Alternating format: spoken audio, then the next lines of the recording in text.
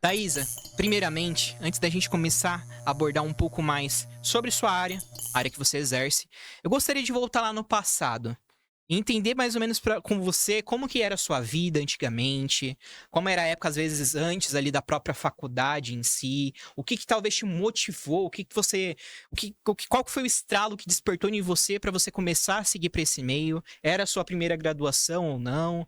Conta um pouco para mim como que foi o início da história da trajetória da Thaisa. Bom, a princípio, né, eu fui uma criança muito tímida e muito chorona. Eu era chorona, eu apanhava na escola da molecada. E, então, assim, era uma coisa terrível pra mim, no caso, né? Uhum. Porque você ser uma menina, de certa forma, indefesa. E chegar a apanhar dos meninos na escola, né? Então, ou seja, pra mim aquilo, isso foi algo que me marcou muito. Eh, então, crescer com isso, de certa forma, sendo inibida aos poucos, né? Uhum. Por conta dessas pequenas coisas que vão acontecendo e vão fazendo você se retrair, né? Diante da sociedade, das pessoas. Então, eu acredito que eh, na minha adolescência e chegando na fase adulta, isso foi um fato gerador para eu parar para pensar que eu não queria mais ser, de certa forma, oprimida, né? Uhum. Por questão da minha personalidade, por questão das pessoas acabarem passando por cima de mim, até mesmo por eu não ter essa postura de, olha, eu estou aqui, né? E então isso para mim foi algo, quando eu escolhi, né, fazer o direito, para mim isso foi algo sensacional, porque me tirou desse casulo e dessa perspectiva que eu tinha, né? Diferente de ser aquela pessoa mais ali, de ladinho, de canto, e falar assim, não, peraí, é, eu também posso ter voz, eu também posso ter algum lugar de fala, e eu também posso é, colocar pra fora, né? Então Uhum. chega dessa coisa de das pessoas virem sempre me oprimindo de alguma forma ali, mesmo que fosse uma coisa banal ou isso. É, É, e essa questão de opressão, ela vinha só dos meninos ou das meninas também? das meninas também, das meninas até aí minha oitava série, né? Nono ano até a oitava série ali foi uma fase bem complicada. É, E você tinha problema também familiar em questão disso, tipo, de levar muito disso pra casa? De, às vezes, os professores comentarem muito isso com seus pais também, de você ficar muito de canto ou não? não, não, acabava que eu nem levava pra casa, porque na época não tinha essa coisa de bullying. O bullying não era uma coisa que, nossa, acontecia. Não Uhum. era algo que você chegava em casa e falava, mãe, pai, olha, não tá acontecendo isso. Eu tô sofrendo bullying, eu tô sendo discriminada de alguma forma. É, as- os meninos estão sendo, de certa forma, eles estão sendo machistas comigo, mesmo que eles tenham ali 7, 8 anos. Isso é uma atitude machista, mesmo que seja para uma criança, Os né? comentários, as Sim, brincadeiras. a violência, né? Porque de fato eu apanhava, eles Você me apanhava? batiam, Meu sim. Deus. Então, Poxa.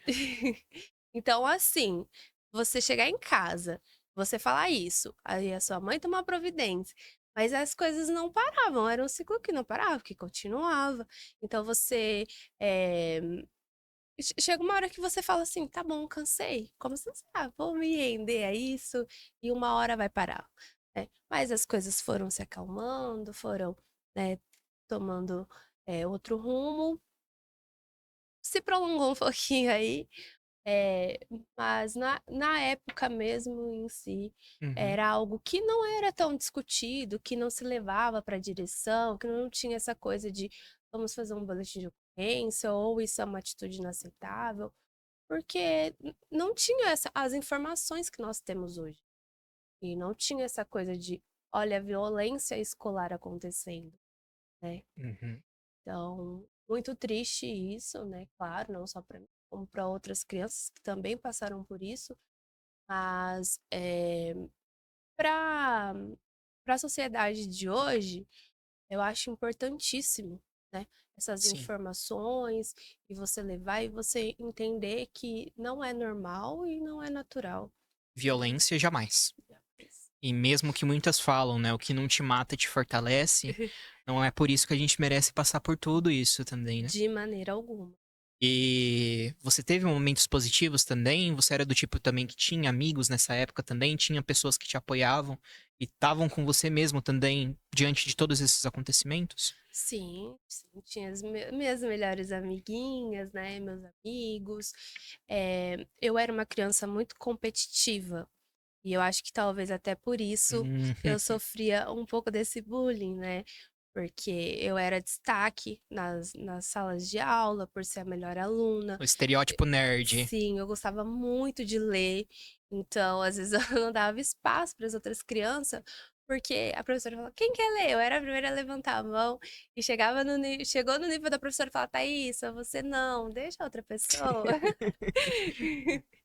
Então, e não só dentro da sala de aula, mas tudo que envolvia participar na escola, eu queria ser destaque. Uhum. Então, se eu ia desfilar, o desfile ali de 7 de setembro, aniversário da cidade, eu não queria estar na ala das baianas. Eu não queria estar ali sendo só mais uma baiana. Eu queria ser a baiana destaque. Uhum. É, você vai fazer o quê? Eu vou na comissão de frente da escola. Mas o que que você vai fazer? Eu vou segurar a bandeira. Eu vou levar a bandeira. Ah, tá. Qual bandeira? Se não for a do Brasil, eu não quero. E consegui o que eu queria. Olha, isso aí. Então eu acho que esse também foi um dos motivos de eu passar por essa fase de bullying, né?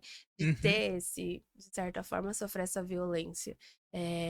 E para mim, isso é algo que precisa ser desmistificado, porque cada um tem a sua competência, cada um tem ali o seu ponto de destaque, tem aquilo que pode melhorar.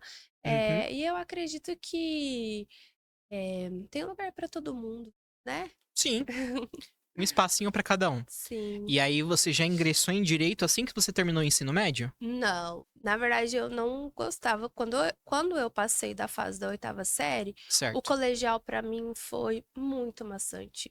Eu tive muita dificuldade durante o colegial, para mim era terrível. E então meu terceiro ano assim foi arrastado. Fui estudar à noite, mudei de escola, fiz outros amigos. E Uhum. aí nisso eu comecei a trabalhar. Aí Certo. eu comecei a trabalhar no comércio E isso já e menor de idade. não, aí nisso eu já tinha 18 Já tinha anos. completado Isso. 18. Assim que terminou o ano do colégio, eu já comecei a trabalhar, Certo. que foi logo no começo do ano. Então, Você trabalhava com o quê? trabalhava no centro, trabalhava de operadora de caixa numa loja grande. Certo. E para mim, aí foi o start, né? Porque eu trabalhei num lugar que era bastante difícil, né? E Uhum. trabalhar no comércio é difícil. Eu admiro muito quem consegue se manter, quem consegue manter o psicológico. A É, carga é muito a pesada. carga é pesada, é puxado, Desgastante. sim, e desvalorizado, né? Assim É uma como pena. tantas classes trabalhadoras. Uhum. Então, é, ver os abusos que a gente sofria, não só eu, como os outros funcionários, diante de tanta desvalorização, Uhum. aquilo me deu um estralo e eu falei, não, peraí, eu preciso mudar de rumo. E para Uhum. eu mudar o meu rumo, o que que eu quero para mim? Eu vou voltar a estudar. E aí eu voltei, terminei o colegial. Nossa, No que incrível. mesmo ano, terminei o colegial, Já com 18. já com 18.